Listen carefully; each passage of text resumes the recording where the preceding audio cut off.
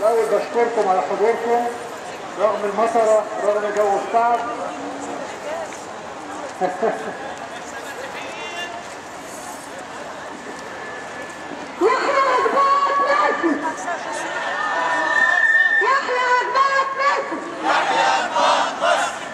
أقباط مصر، أقباط فرنسا الموقرين، أخويا صبحي جريس، أعزائي. وأنا صغير كنت بسمع عن فيلم في مصر عن الوحدة الوطنية كان اسمه حسن ومرقص وكهيل، بيتكلم عن تضامن الطوائف المصرية.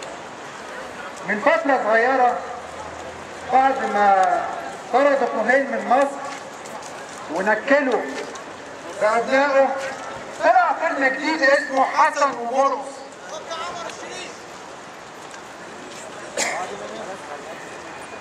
أنا خايف إن بعد 10 20 30 سنة أولادنا يتفرجوا على فيلم حسن ويكون حسن لوحده. علشان حسن ما يكونش لوحده، علشان حسن يفهم إنه مش لوحده في مصر. أنا هنا النهارده قدامكم وعايز أقول كلمتين أمام هذا الحشد العظيم. Mesdames et messieurs, je suis là aujourd'hui au nom d'une association qui s'appelle le Middle East Pact. Une association qui regroupe l'ensemble des minorités du Moyen-Orient, qui se veut être un porte-parole, un lobby des minorités du Moyen-Orient ici en Europe, ici en France. Nous avons été conviés au Parlement belge le 20 mars dernier, nous ainsi que d'autres associations représentant les minorités du Moyen-Orient.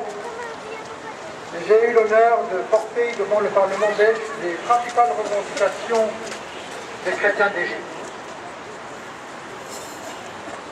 Il est temps aujourd'hui, je ne sais pas combien d'années encore cette coutume va perdurer, combien d'années encore, combien de manifestations encore, combien de rassemblements, combien d'articles, combien de publications et combien de morts aussi malheureusement et combien de souffrances en Égypte.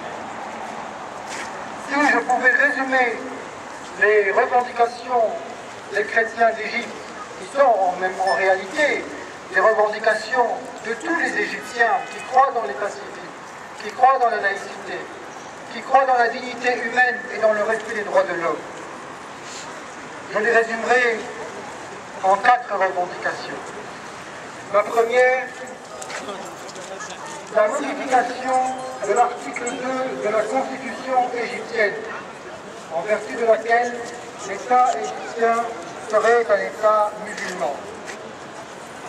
Cet article qui considère qu'il n'y a que Hassan en Égypte, alors qu'il y a aussi Morqos, il y a aussi Cohen, il y a aussi des Bahaïs, il y a aussi d'autres religions, mais il y a aussi des musulmans qui ne sont pas Hassan. Il y a des musulmans qui sont adles, qui sont nabiles et qui sont laïcs. L'article 2 de la Constitution égyptienne qui a vu le jour dans un contexte où le pouvoir avait besoin du soutien des islamistes pour pourchasser les communistes. Cet article n'a plus lieu d'être aujourd'hui. Nous demandons formellement à ce qu'il soit modifié. La deuxième revendication est relative à la mention de la religion sur la carte nationale d'identité en Égypte, mais sur aussi d'autres documents officiels. C'est absolument anormal que pour avoir besoin de trouver un travail, pour signer un bail de location, il y ait besoin de mentionner sa religion. La justification de l'État égyptien est simple. On nous dit qu'il est fait mention de la religion sur le papier officiel pour le cas où il y aurait le décès soudain d'une personne, on sache selon quel rite l'enterrer.